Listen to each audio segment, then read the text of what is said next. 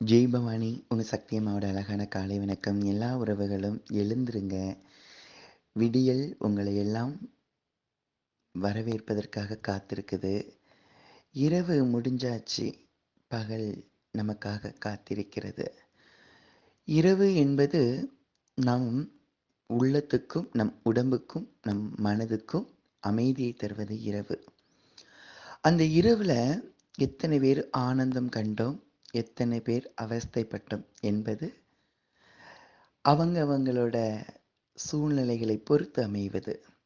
இருந்தாலும் இந்த விடியல் நமக்கு கண்டிப்பா ஒரு நல்ல பதிலை தரும். காலம் எப்பொழுதும் நமக்காக நிற்பதில்லை, ஓடிக்கொண்டே இருக்கிறது. காலத்துக்கு தகுந்தது மாதிரி நம்மளும் ஓடித்தான் ஆக வேண்டியிருக்குது. நாம் எல்லாரும் ஒரு நாடக மேடையாக இந்த உலகத்துக்கு வந்திருக்கிறோம். அவங்களோட நடிப்புகள் அற்புதமாக இருக்க வேண்டும். நடித்து முடித்து ஓய்ந்து விட்டால் இறைவன் நமக்கு அழைப்புதலை அனுப்பிவிடுவான். இங்கு நடித்தவர்கள் வாழ்கின்றார்கள் பேரும் புகழோட. நடிக்கா தெரியாதவர்கள் சோர்ந்து போய் புலம்புகின்றார்கள். எல்லோரும் நாடகம், எல்லா நாளும் நாடகம். இந்த ஊமை நாடகம் ஒரு பொழுது முடியும். அதுவரை நடித்து கொண்டே இருக்கலாம். நடிப்பு என்பது இறைவன் நம்மளை இந்த நாடக மேடை என்ற இந்த உலகத்தை படைத்து நடிப்பதற்காக அனுப்பிவிட்டான். இந்த உலகத்தில் இறுதி வரை எவரும் இருப்பதற்கு அவன் அனுமதிப்பதே கிடையாது. சில காலம், சில மாதம், சில வருடங்கள் தான். அதை உணர்ந்து இந்த உலகத்தில் நாம் அனைவரும் நடித்தால் அதற்கான பரிசு கண்டிப்பாக உண்டு. நடிப்பு என்பது அனைவருக்குமானது. நடிக்கலாமா? ஓய்ந்து போகாதீங்கள்.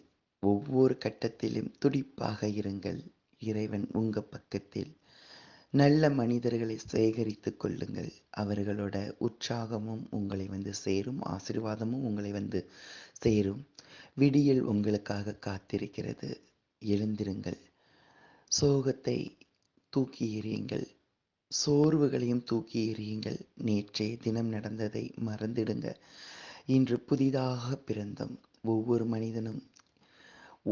மனிதனும் நினைப்பது, இன்று அதிகாலை நான் புதிதாக பிறந்தேன், புதிதாக வளர்வேன், புதிதாக செயல்கள் செய்வேன். கண்டிப்பாக அப்படி செய்து இந்த விடியலை வெற்றிகரமாக கொண்டாடலாம்.